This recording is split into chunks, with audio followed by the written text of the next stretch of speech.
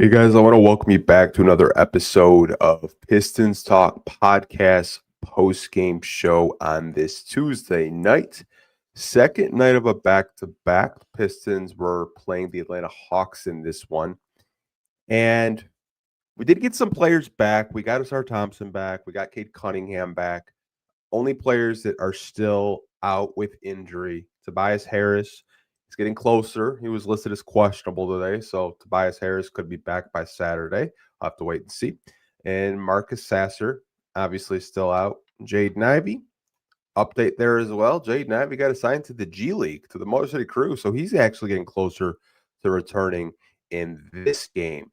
Just want to kind of get that out there before we get into these quarter notes. If you're brand new here, what we do with these post-game podcasts is I go over these quarter notes, then I open up the show to comments and questions. Something I will not answer today, trades. I'm not answering any trade questions whatsoever. If you guys want to talk about it, do it on your own accord. I'm not answering any trade questions. We've won 11 straight games. I don't think it's necessary to even talk about trades right now. Okay. But to start this first quarter, Jalen Duren, Duncan Robinson, just the energy, their ability to just put the ball in the basket. Duncan Robinson, I believe, in the first quarter had like 9 points. He's just been a flamethrower as of late. Jalen Duren didn't really seem like the Atlanta Hawks had any answers for Jalen Duren, even though they hacked the hell out of him. I don't know how many times when I was watching this game where Atlanta was just grabbing, elbowing. I feel like, the Pistons should have got to the free throw line a lot more in this one, but, JD had another game where he scored 20 points. The bench unit, I like this bench unit, by the way, you guys. So it was a bench unit of Asar, Ron, Paul Reed, Javante Green, and Dennis Jenkins. Obviously, most nights, Asar Thompson will not be on your second unit. JB Bickerstaff said in the post game with the media that Asar's on a minute restriction. Have to remember, just came back from a sprained right ankle. So, this having three of your best defenders and Ron, Asar, and Javante out there, they just cause chaos and they really help the Pistons maintain a lead. They got stops, got into the open court. And I loved it. I really did. But the Pistons do end, excuse me, his first quarter, 35-30. I feel like I'm getting sick. It's this time of year where my voice just starts cracking. I just got like a bunch of sinuses, but I'm gonna power through it for you guys, even though I have a really, really sore tooth right now. Leading into the second quarter, Chaz was hitting some threes, man. I'm really happy for Chaz Lanier. I know like a lot of focus has been Jalen Duren, it's been Cade Cunningham, it's been Jonas Jenkins, but like he's really been unfazed with this, in my personal opinion. Like, I've really liked just the way he's approached the game. The start of the season, he didn't get a whole lot of playing time, but with the injuries, he's been hitting his 3-point shots. I think rotation wise, defensively, he's done a pretty good job. He wasn't really known as a lockdown defender coming out of the draft. He's been at least, passable for this team. So I've been, really pleased with him. He was hitting some shots to start the second quarter. Atlanta really struggled in this one in the second quarter, and I felt like this was one of the Pistons' better quarters in this game because they really opened up. Everyone was contributing, everyone was scoring tonight, and the Pistons almost dropped 70 points going into halftime. It was 67-54. Coming out of halftime, this was probably the Pistons' worst quarter, but they still ended up, having a lead in this game the entire game. Atlanta, cut the lead within 5. Now, this is a team that's won 8 out of their last 10. They've been winning a whole lot of games. Their defensive rating has shot up within the top 10 in the NBA, and they didn't go away. They played very physical. They did win this quarter only by 1. But, Cade started to heat up in the third, and they made defensive stops. Donis Jenkins just made some great just isolation 1v1 plays, and the Pistons had a 94-82 lead to go into the fourth quarter. Again, Atlanta just wouldn't go away. They got within 3, and this was a game where I was like having chest pains. I was hoping someone would take over. I was hoping someone would close this out. But I think the turning point in this game is when Asar Thompson came back in.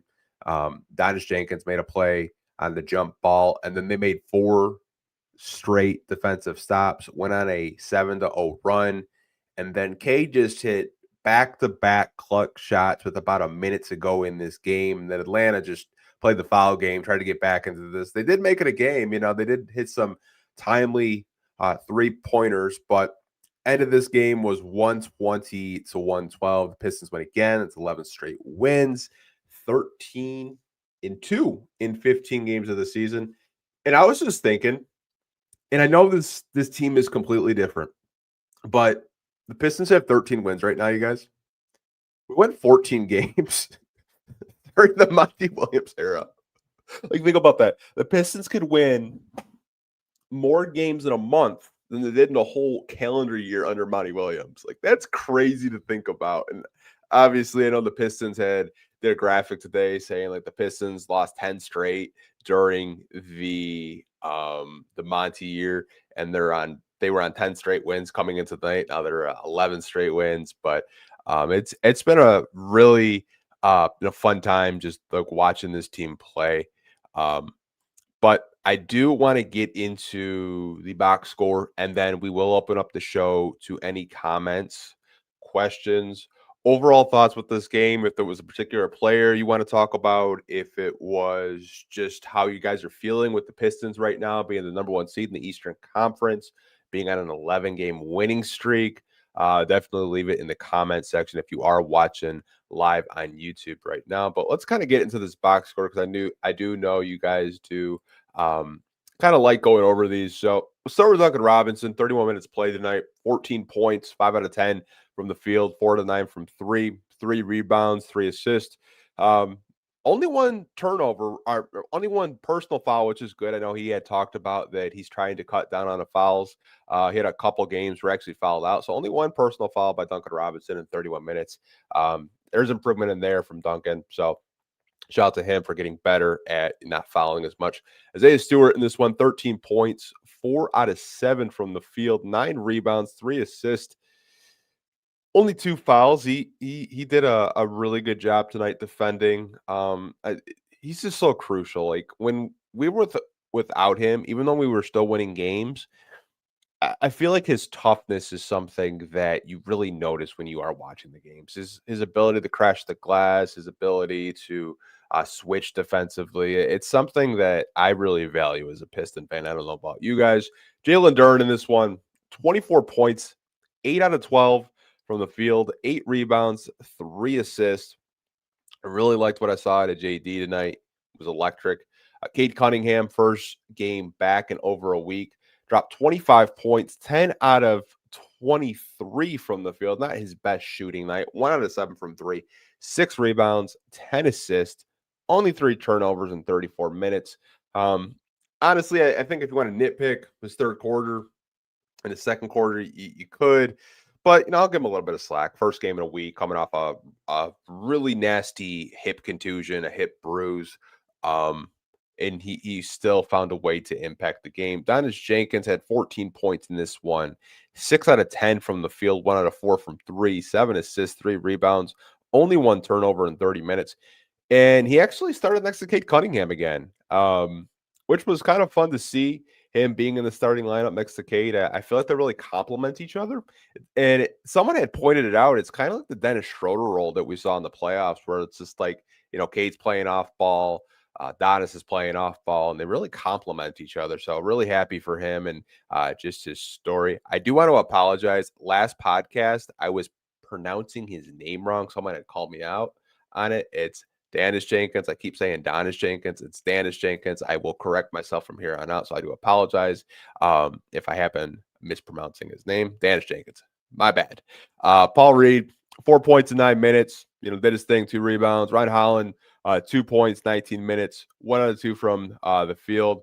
Obviously, he was just, giving you some good defensive minutes out there. He hasn't really been scoring the ball as much as I think some Pistons fans want him to, but I think he'll figure it out. It's just kind of the sophomore slump, like we have talked about in previous podcasts.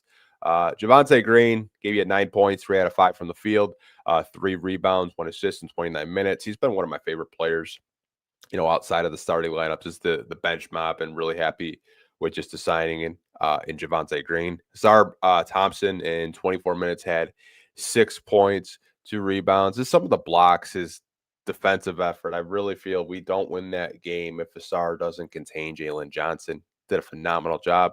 And Chaz Lanier, 9 points, 3 out of 7 from three, 2 rebounds in 11 minutes. I told you guys at the top of the podcast how I've been really impressed with Chaz Lanier. I really have.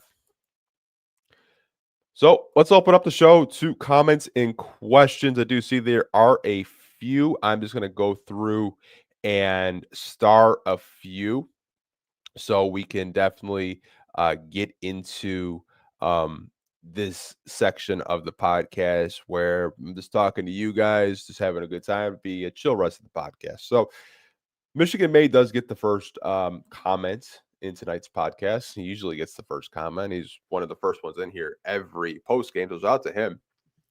Says Asar's defense shifted the momentum when the Hawks went on their run in the fourth. Glad he's back. Yeah, it really did. It really did. I mean, Atlanta was knocking on the door. They had it within a 3-point game, and it didn't really look like the Pistons were going to kind of win this one, but JB took a timeout, and Asar's impact defensively, I think, really just switch the energy up because Atlanta was just being more physical. They were out rebounding.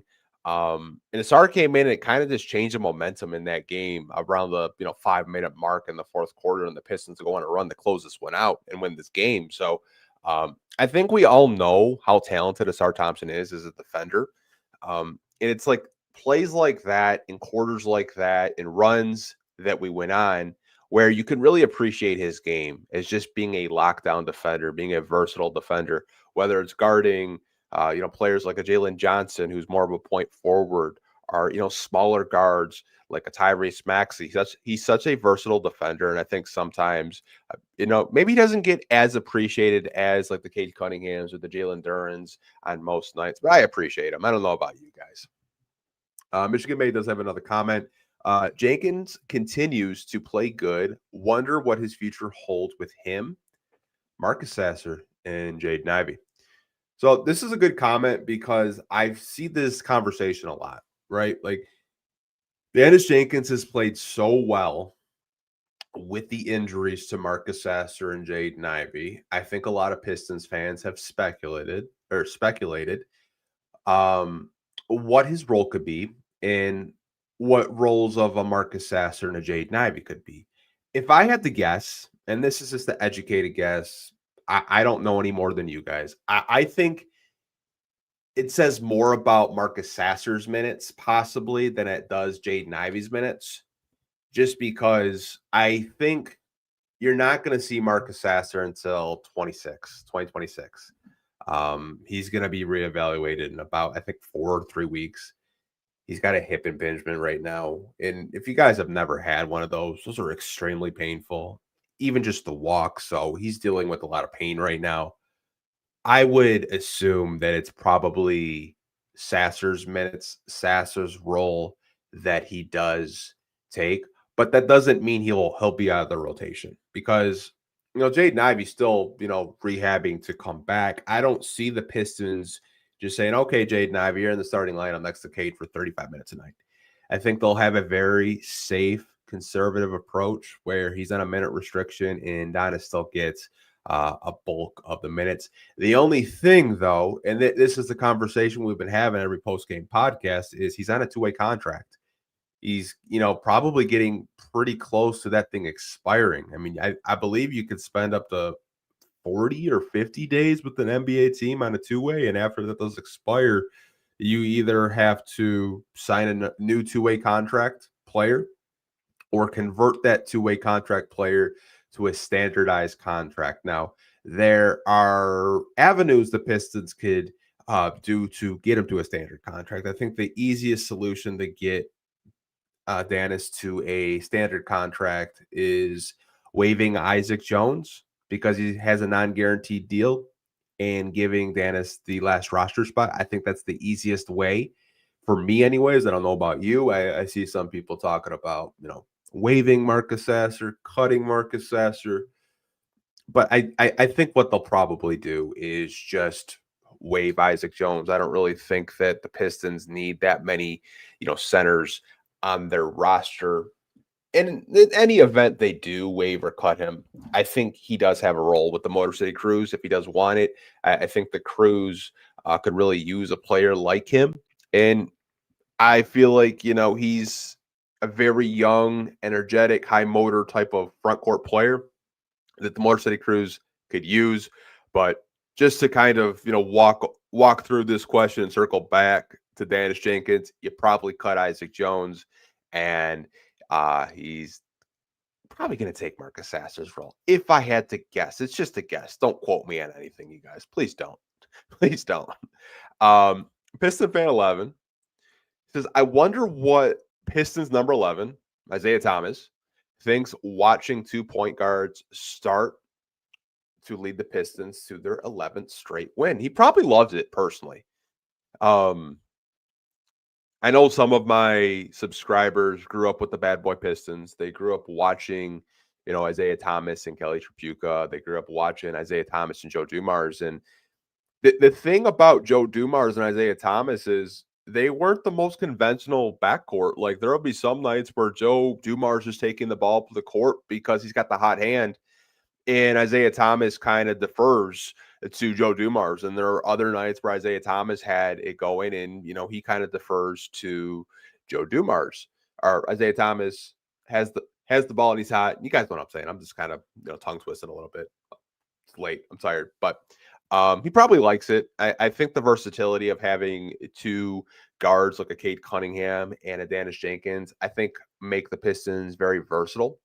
And he's kind of playing into that Dennis Schroeder role that we saw last year where, Cade can kind of play off ball more, kind of take the pressure off him. And he thrived, and he's thriving right now playing that next to Dennis. And I absolutely love that for the Pistons. Matty Fresh, out to him. This has a comment saying we run the East. I mean, yeah, you're the number 1 seed. You're 13-2. Pistons haven't been the number 1 seed, I think, since the Flip Saunders era, like 2008, like around there. So, I mean, it's been a minute since the last time the Detroit Pistons were a number 1 seed in the East. And I believe the last time they won 11 straight games was that same season when they set a franchise record for wins. I mean, this is looking like a team that could win 50-plus games. The trajectory that they are on. We know that they're not going to win 80 games. We know they're not going to go 80-2. There will be a game where we do lose, but I mean, taking advantage of your schedule and giving yourself a lot of just ground in the East, I think is great. I mean, you look at their last game of the week, it's the Milwaukee Bucks, and Giannis is going to be out. He's not going to be available. So you're going to be playing the Milwaukee Bucks without Giannis. So that's another game that I think is very winnable. Even if Giannis was playing, I think it's winnable if the Pistons are healthy. But they're going to be without Giannis. You're in Milwaukee. Just go in there, take care of business, and end the week 3-0, and then kind of just, focus and get ready for next week again. So, they could go to 12 straight wins if they take care of business against the Milwaukee Bucks on Saturday. Dante has a comment about Jalen Duren, so let's read it. It says, Jalen Duren's improvement in free throw shooting was clutch tonight. Great steal and monster block. Ron didn't score much, but he's really disciplined. He was a plus 13 in the game. Something about Jalen Duren that, I really appreciated as a big is he's a pretty good free throw shooter. I think he's shooting close to 80%. He might be 80% this year. I know last year he kind of had a weird year where he wasn't making as much in the first half of the season, but after All-Star break, he got back to making more free throws. And you can kind of look in the Monty Williams year, he shot a really high volume, a great clip from the free throw line. And that's actually really rare to see a big man being able to hit free throws at the clip that Jalen Duren does. And yeah, it was clutch. You needed all those free throws. His motor, his block. Obviously, Ron didn't score a whole lot, but I think if you watch the game tonight, you saw Ron's impact defensively a plus 13, it's probably because he was making just those great defensive stops that the Pistons needed and just being a communicator, switching with his teammates out there. So I'm sure Ron will figure it out offensively. He's just kind of in a little bit of a sophomore slump. Stephen Hall has a super chat. Don't really know if you had a question, Stephen, but we do appreciate the super chat. I always tell you guys, a like is enough for me. If you do want to donate to these podcasts that we do multiple times a week, I'm grateful. But the best way to help out this YouTube channel is hitting the like button. If you do like this Detroit Pistons content and these Detroit Pistons podcast that we do provide for you, and subscribe if you're not already subscribed. If you like Detroit Pistons, if you like multiple podcasts a week, we have a lot of guests. I'm going to try to confirm one this week. Obviously, last week we tried to get Zarek on, and the reason why it didn't happen, and I'm kind of ramble a little bit, the reason why we couldn't get Zarek on the podcast is because of the new Twitter update. So Twitter updated their messaging, and I sent him a link to join, and he never got it because, like, if you're not on, I guess you don't see your messages. But he apologized. Obviously, he still wants to come back on.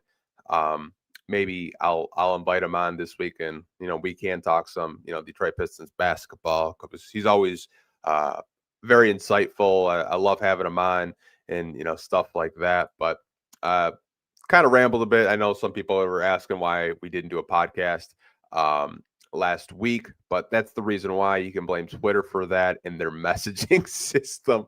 But I do want to get back to just the Q&A of this podcast. So there's a comment saying that they're learning early from all of this. They will be better in the playoffs. I think all the injuries that we had, and this is a whole other avenue I'm going to go down, and I hope you guys don't mind. So I think we're really frustrated with all the ankle sprains, but I want to give Greg Kelser from FanDuel a shout out, because he said this on the broadcast, and I think it's a really good talking point. So he had mentioned that during the injuries with no Cade, no Asar, no Tobias, the bench unit was put into roles that they're not, usually wouldn't be a number one option, number two option. The roles were different from, being a starter to coming off the bench. Oops, sorry about that. Hit my podcast mic. But what he was saying is, like, during that time, during the injuries, they gained confidence. And throughout the season, they'll be more prepared to come off the bench and impact and score and play great defense. And I think that was such a great talking point by him, because those injuries to me were a blessing in disguise, because now you have guys like a Javonte Green, who's not really known for his scoring, but over the last 3 games, he scored 20 points, 17 points, 9 points tonight, and plays great defense, good rebounder. He's been really big for the Detroit Pistons during this winning streak. Danis Jenkins has probably been the hottest Piston not named Jalen Duren. It's been helping the Detroit Pistons lead games, and he's looking like a backup point guard, a rotational point guard, a 6-man off the bench type of guard that JB Bickerstaff can use in more lineup combinations now, with a healthy Jaden Ivey coming back. So, I mean, there's been so many injuries that have been thrown our way in the first 15 games of the season, but you're starting to find out what these guys are capable of, if you put more pressure on them. And I think they developed during this winning streak. And I thought that was a really great talking point by Greg Kelser from FanDuel. And this comment as well, saying, like, yeah, they'll be better in the playoffs because I think they'll be more equipped. The second unit they'll be more equipped to weather the storm during the playoffs, because they were battle tested during the regular season, and they'll have that confidence.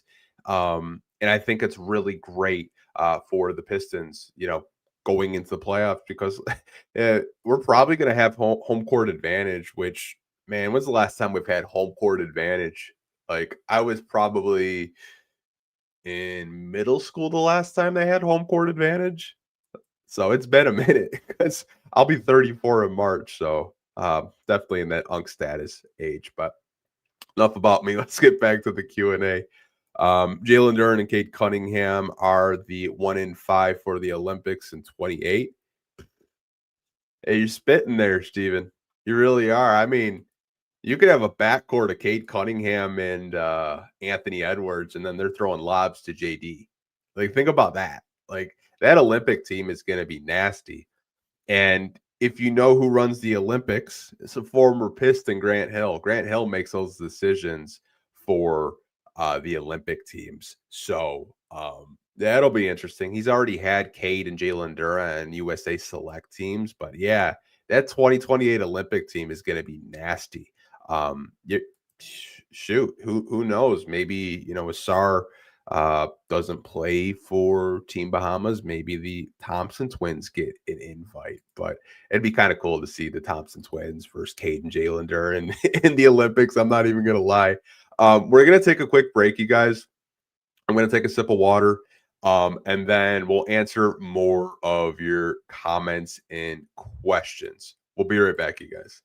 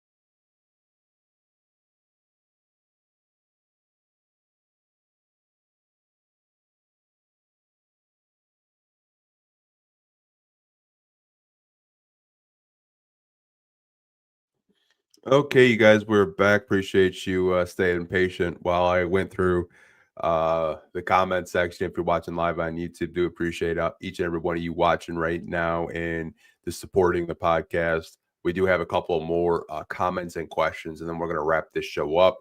So we do have a comment saying we are the Oklahoma City of the East. Core is set, deep bench, no dumb trades needed. I love this comment. I feel like we've been mentioning OKC so much on this podcast. I do apologize for that.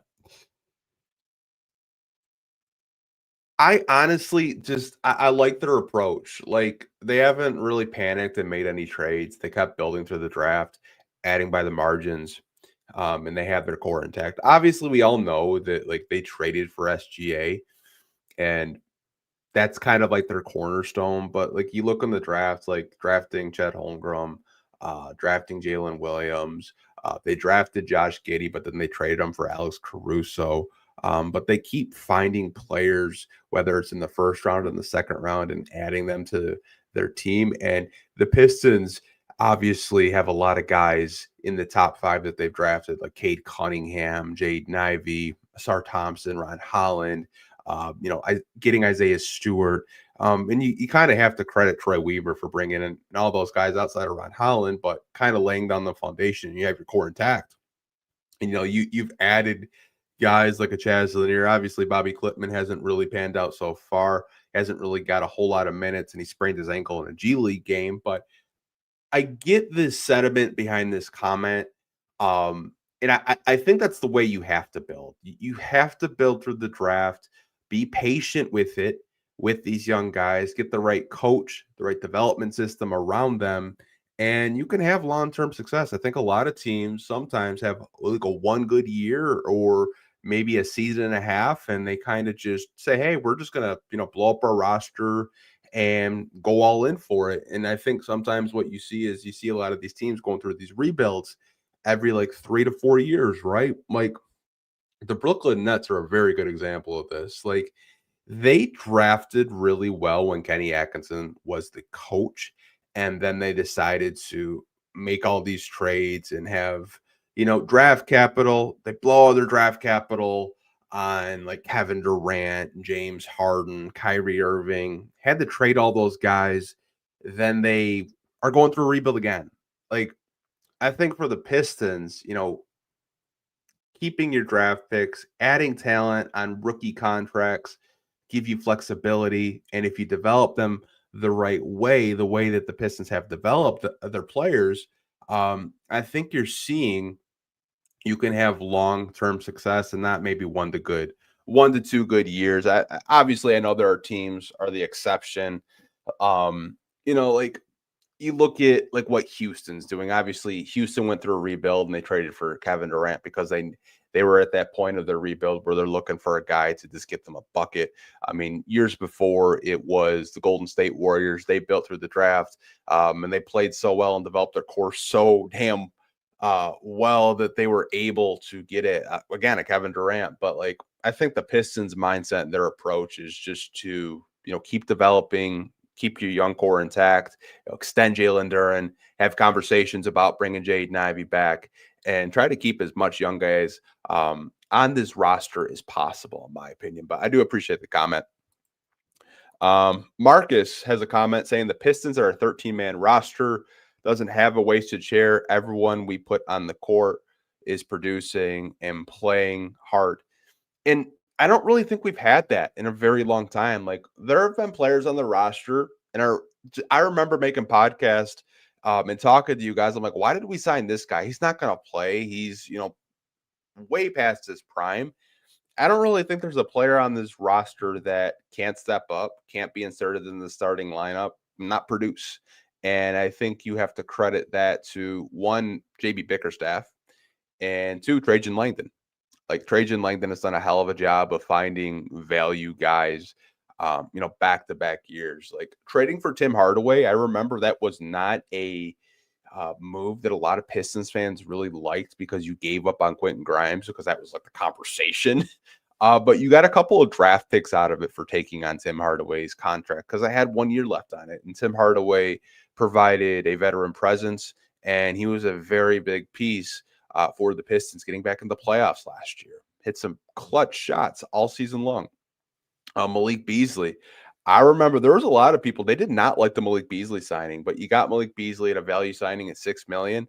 And what did he do? He broke the franchise record for three-pointers made in a single season. He was a good signing. You picked up Paul Reed off of waivers. Like Trajan has done a very good job of like picking up players that can not only, impact the team, but if you need them to start, they can. And he did it again this year with Javonte Green, Duncan Robinson. Karis LeVert, obviously, Karis sprained his ankle again, which I feel so bad for him, man. Like that play yesterday where his foot is stuck on the floor, he obviously hit like a wet spot or an ice patch underneath the court. But he's been impactful. He's hit some like crazy 3-pointers this year. But I think you just have to kind of credit to the front office and what they're able to do and how they're able to build a roster, a competitive roster. And that's not something we've had. Like I know we went through the rebuild and then we kind of went through the 2010, like Reggie Jackson, Andre Drummond, Greg Monroe years where it's just like they had like a little window, but I don't think any of us really were too confident that team could win a first round playoff series. Like that team's ceiling was like what, an 8 seed, like at best. Even the 1 year of Blake, like I'd never really felt like that team could make it out of a first round. Just because that team had like so many holes on the roster, and not to mention like the team was capped out like financially. This team has a lot of flexibility, have a lot of young guys that they're building around like Cade Cunningham and Jalen Duren, Sar Thompson, and others.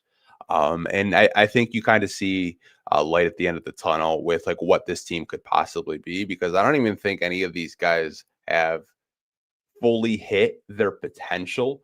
I think Cade has multiple gears he can get to, just being a 30-point per game guard. I think Jalen Duren's an easy 20, 12, 20, 13 rebound, couple blocks a game center. haven't even really developed a mid-range jump shot, but he's shown flashes of it this year. Kasar Thompson hasn't really fully developed yet. So I mean, I think there's a lot to be positive if you are a Detroit Piston fan with this roster. I had a comment saying, I really want to know the behind the scenes, who is leading the mindset shift for us because we're already being fueled by certain mindsets. That's the interest behind us. I think it's JB Bickerstaff, man. I really do. I think it's just when he came in, you have to remember, like, they were coming off an historic season where they were just sponges. They wanted just to win as many games as possible. They didn't want to ever go through that losing that they went in previous years under Monty Williams.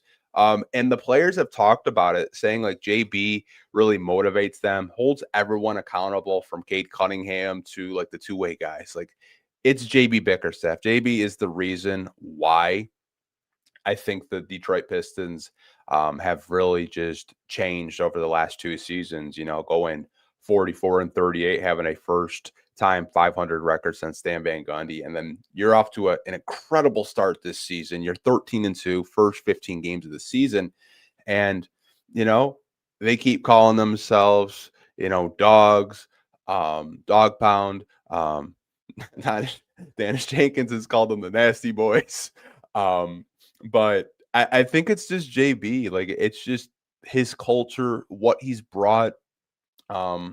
Just telling these guys like we can be so great if you guys buy into the message, if you can lock in defensively. And I think you've seen that in two short seasons with him so far. It's just they needed a coach that was going to chew their ass out if they weren't trying on defense, and then give them positive reinforcement saying like, hey, like you guys can be so much better than you are right now. And I think that's what's been missing.